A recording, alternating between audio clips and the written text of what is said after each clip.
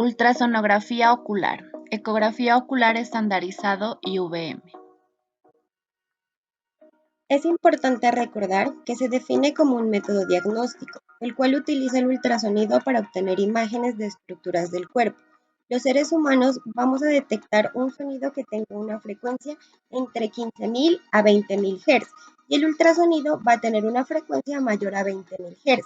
El ultrasonido que se utiliza a nivel de las ecografías tiene una frecuencia entre 3 y 15 MHz y para tener una referencia quiere decir que 1 MHz equivale a 1.000.000 de Hz. La ecografía ocular básicamente es un método diagnóstico rápido.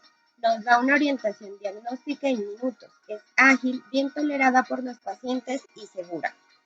Tenemos que recordar que el ojo, principalmente el cristalino, es radiosensible y siempre que sea posible se debe evitar la radiación a este, por lo cual la ecografía es un método muy efectivo para evitar estos problemas. Los componentes del ecógrafo son la unidad de procesamiento, la pantalla, el transductor. Recordemos que en el interior del transductor va a tener unos cristales que son capaces de transformar la energía eléctrica en energía acústica y viceversa, lo que se conoce como principio piezoeléctrico. En esta imagen lo podemos observar mejor. Lo que ocurre es que desde la unidad del procesamiento se va a enviar un impulso eléctrico al transductor con el fin de que llegue a los cristales y de esta forma vibre y transforme la energía eléctrica en energía sonora. Esto con el fin de que se propaguen a los tejidos del globo ocular. Se espera un tiempo a que la onda sonora regrese, vuelva a generar la vibración en los cristales y el transductor vuelva a convertir la energía sonora en energía eléctrica. Vaya a la unidad de procesamiento y se genere la imagen en la pantalla. En cuanto a los tipos de transductor, los que se utilizan en la ecografía ocular pueden ser transductor sectorial y transductor lineal. El transductor sectorial va a tener una frecuencia entre 3,5 a 5 MHz y se va a utilizar en estructuras profundas. El transductor lineal va a tener una frecuencia entre 7.5 a 13 o 20 MHz y se utiliza para visualizar estructuras superficiales. En los modos de ecografía se va a tener ecografía modo A, scan A. Lo que nos va a permitir este modo de ecografía es una imagen unidimensional única, de amplitud modulada. La altura del pico en el gráfico está relacionada a la intensidad del eco devuelto. Las ondas tienen una frecuencia entre 8 a 12 MHz y es de mucha utilidad para medir y caracterizar la composición de los tejidos. Es la mejor forma de plantear diagnósticos diferenciales de estructuras y lesión tanto del ojo como de la órbita. Entre más se demore en llegar el impulso, más lejos se colocará en la pantalla. Es utilizada por su exactitud para medir tumores, sobre todo intraoculares, tanto en su diagnóstico inicial como en su seguimiento. No requiere dilatación, pero si el paciente está dilatado, no afecta en los resultados. En esta imagen vamos a entender un poco más. Entonces a la izquierda tenemos un ojo normal. El número 1 me está indicando la capa más superficial de la córnea, por lo tanto es la capa que va a estar más cerca al transductor. En el número 2 va a estar la capa posterior de la córnea. En el número 3 va a corresponder al cristalino y vemos que entre esta estructura y la siguiente, que va a ser el número 4, hay un espacio que corresponde al vítreo y el número 4 va a corresponder a la retina. El principal uso de esta ecografía en la oftalmología es la medición de la longitud axial del ojo, que se va a tomar desde el ángulo anterior de la córnea hasta la retina. Normalmente debe medir entre 23 y 25 milímetros. Esta medición es muy importante porque nos permite calcular la potencia que va a tener el lente intraocular en la cirugía de extracción de catarata y detectar algunas enfermedades como la microftalmia o en caso de la tisis bulbi, en el cual el ojo se encuentra desfigurado y encogido. Si existen tumores, su localización y va a alterar las líneas del scan A. La otra modalidad es la ecografía que la veremos a continuación. La otra modalidad es la ecografía modo B o scan B. A diferencia de la anterior, esta nos va a proporcionar imágenes bidimensionales desde la cara posterior de la córnea hasta la cara posterior del globo ocular. El transductor va a estar en movimiento. Se utiliza para valorar el estado de la retina, cuando hay una opacificación de medios por una catarata, tumores intraoculares en una hemorragia vítrea o opacificación de la córnea. También nos permite la identificación de integridad escleral, cuerpos extraños intraoculares y traumas. Existen 3 diferentes proyecciones que se encuentran en la ecografía modo B. En el corte longitudinal, el transductor se ubica en la periferia del ojo, es decir, va a estar en la esclera y el marcador va a estar orientado hacia la córnea, es decir, perpendicular al limbo. Este es el límite entre la esclera y la córnea. En el corte transversal, el transductor se ubica en la periferia, pero si observamos la diferencia, es el marcador, ya que este va a estar ubicado paralelo al limbo. En el corte axial, el transductor se ubica sobre la córnea. Se evalúa el polo posterior, nervio óptico y la mácula. Se le pide al paciente que mire al transductor. En la ecografía ocular es una ayuda diagnóstica muy importante que nos va a permitir hacer el diagnóstico de diferentes patologías y su respectivo seguimiento, pero no siempre que tengamos una patología ocular que es claramente visible en un fondo de ojo, la vamos a encontrar en la ecografía ocular. Tenemos 2 ejemplos básicos. En la primera imagen tenemos una degeneración macular asociada a la edad, que se ve claramente, ya que está avanzada, pero en muchos casos, en estadios iniciales, la ecografía ocular va a estar completamente normal. En la segunda imagen se ve una lesión a nivel de la mácula, específicamente es una cicatriz retinocoroidea, y la ecografía puede ser completamente normal, por lo que es muy importante relacionar los hallazgos clínicos con lo que se va a buscar en la ecografía. En este corte axial de una ecografía ocular nos permite evaluar muchas estructuras del ojo, como lo podemos ver: la córnea, la cámara anterior del cuerpo ciliar, la cápsula posterior del cristalino, el vítreo, la pared posterior, el nervio óptico, grasa orbitaria y los músculos extraorbitarios. En esta otra imagen tenemos lo mismo, solo que esta está volteada. Pero lo que queremos resaltar en esta imagen es la forma, la simetría y el tamaño que tiene el ojo, que como podemos ver es simétrico, redondo y no tiene ninguna irregularidad. Y esto es importante ya que los pacientes que tienen miopía muy avanzada, la forma del ojo se puede comprometer, se va a ver alterado e irregular. Se puede observar en la imagen el cristalino, el núcleo anecoico y el contenido del vítreo también va a ser anecoico. La retina, la esclera y el coroides no se van a poder identificar ya que se ven como una sola línea curva.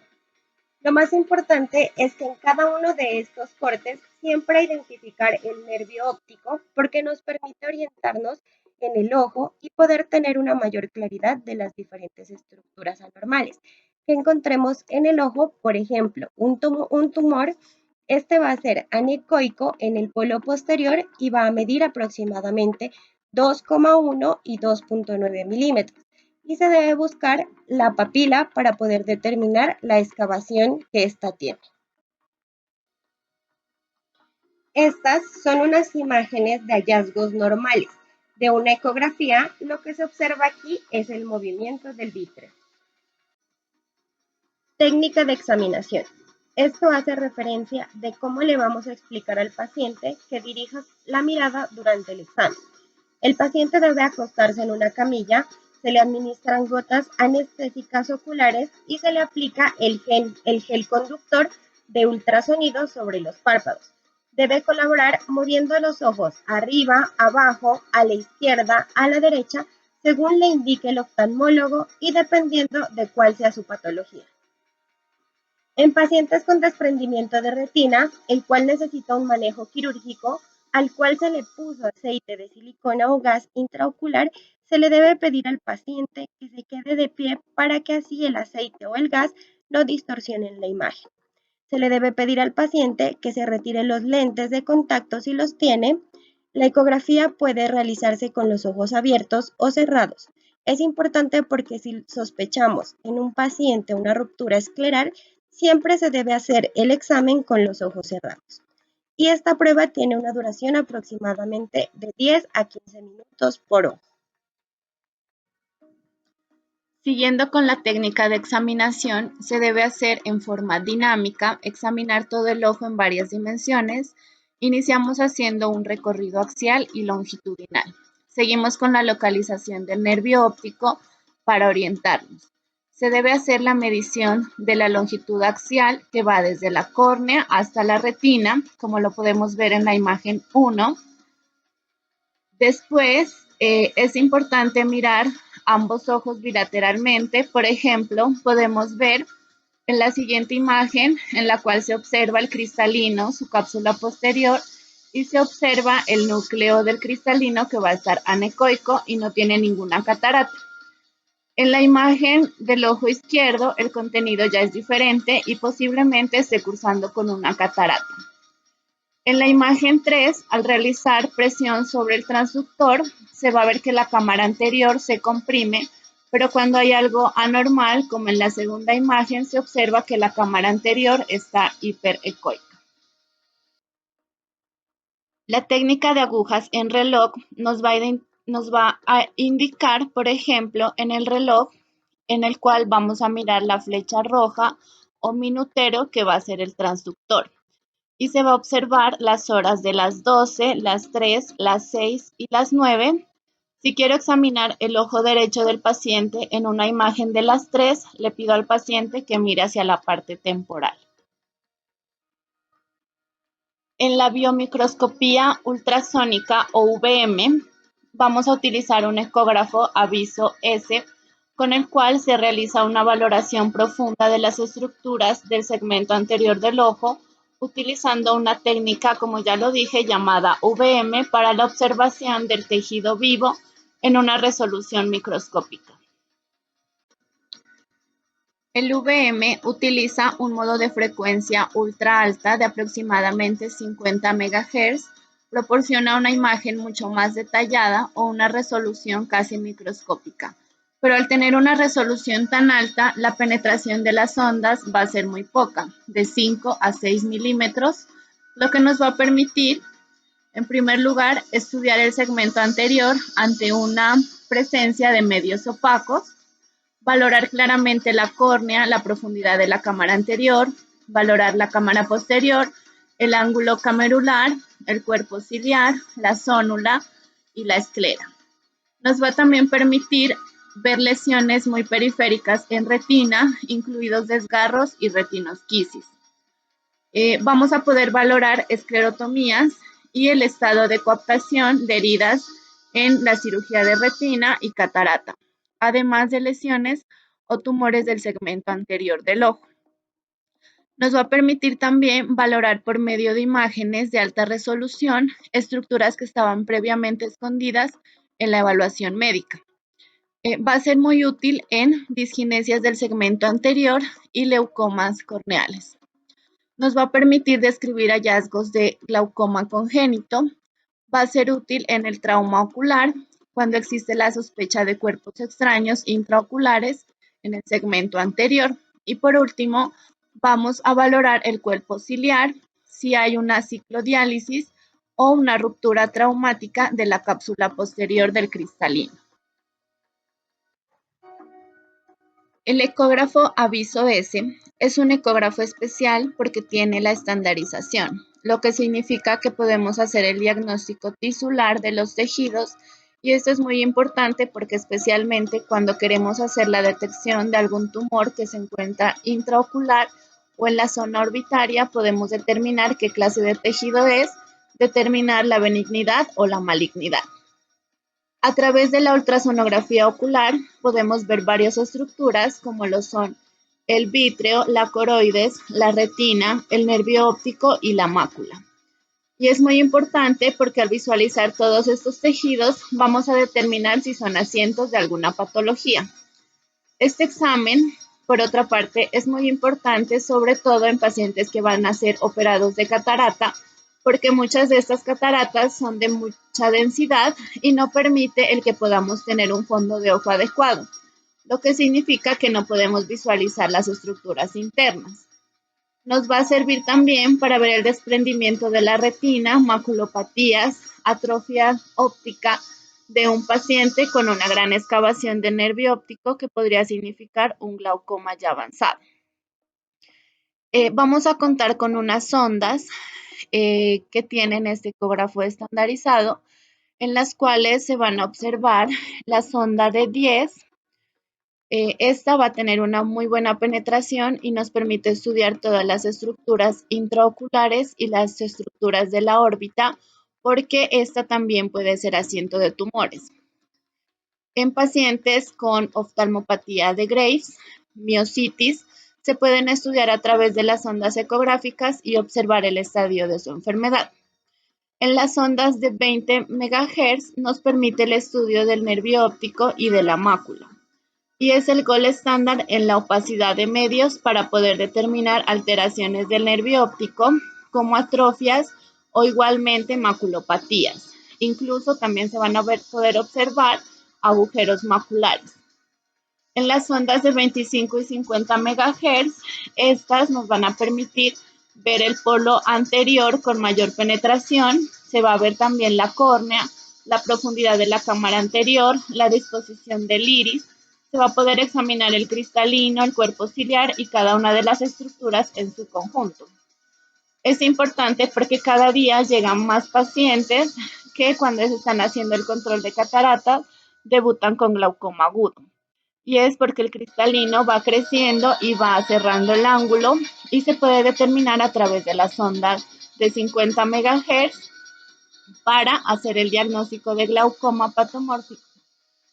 También se puede hacer el diagnóstico de cierres angulares, la detección de tumores del cuerpo ciliar.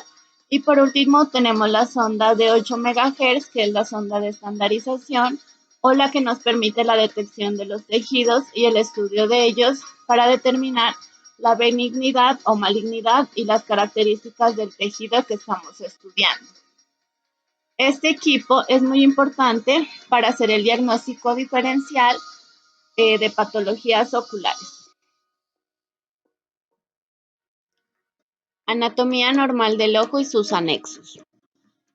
La córnea se ve como dos líneas hiperreflectivas. La primera es el epitelio y la segunda la membrana de Bowman. La parte de arriba es la parte posterior de la córnea que se va a ver como una línea hiperreflectiva que corresponde al endotelio que no se puede diferenciar entre sí. La cámara anterior se delimita con el iris y la córnea y así se forma la unión córneo-escleral donde está el ángulo camerular. El espolón escleral, esta región más gruesa, se localiza entre la media trabecular, entre la esclera y el cuerpo ciliar y es el punto de referencia para hacer este estudio. Para el diagnóstico de glaucoma se puede examinar el ángulo camerular y sus estructuras. Se puede valorar si el ángulo está abierto o cerrado, si hay edema corneal o alguna opacidad que no permita realizar la gonioscopia, identificar pacientes con predisposición a cierre angular, identificado por el UVM. Se puede observar un ángulo abierto en iluminación, pero cuando se hace en un cuarto oscuro, el ángulo se cierra.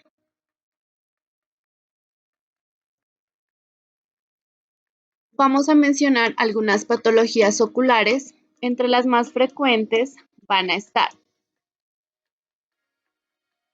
En las indicaciones para realizar este examen oftalmológico se debe observar que existan medios opacos, por ejemplo, una opacidad corneal, ifema, hipopión, catarata, hemorragia vítrea y en una inflamación como en una uveitis anterior. En los medios transparentes va a estar indicado ante una sospecha de un tumor, un desprendimiento de retina o un desprendimiento coroideo por un trauma. Entre las patologías oftalmológicas, inicialmente vamos a hablar del trauma. Para orientarnos un poco, el trauma ocular puede ser contuso o penetrante. Lo importante en los dos casos es saber el mecanismo del trauma. Vamos a observar en un trauma contuso el globo ocular ante la transmisión de energía. El globo ocular se va a colapsar, va a tener una reducción del ángulo anteroposterior, este se comprime y a nivel del eje ecuatorial se va a ensanchar y se ve el desprendimiento de retina, como lo vemos en la imagen, que se va a observar la ruptura entre las dos capas de la retina en forma de V. Se va a observar como una línea hiperecoica definida y fácil de identificar. Es importante conocer la inserción de las estructuras, como lo vemos en los puntos verdes, nos indica la inserción de la retina y el punto rojo nos va a indicar la inserción del nervio óptico. Estos traumas son muy frecuentes en el maltrato infantil en un 63%, casi siempre unilaterales y se debe hacer diagnósticos diferenciales como es la miopía alta y que tenga signos claves de esta. En esta imagen vemos una hemorragia vítrea en el cual se observan ecos puntiformes y se van a observar unas membranas. Aquí vemos en esta imagen claramente la hemorragia vítrea. En esta segunda imagen vemos el desprendimiento de la coroides, que es muy diferente al desprendimiento de la retina. Se mira la coroides, la cual se inserta en la esclera, específicamente en las venas del vértice. Son más uniformes, más irregulares y no se insertan en el nervio óptico. En los tumores intraoculares vamos a encontrar el retinoblastoma, que es más frecuente. Es un tumor maligno muy agresivo. Se diagnostica por una leucocoria. Va a ser una lesión sólida, puntiforme, que puede tener membranas, pero desafortunadamente no permite evaluar el compromiso escleral y del nervio óptico. En un melanoma coroideo, este va a ser un tumor primario más frecuente como botón de camisa. El tumor adquiere una forma porque ya pasó la membrana de Bruch y crea una doble refractividad. Y por último vamos a tener el tumor del cuerpo ciliar. Muchas gracias por su atención.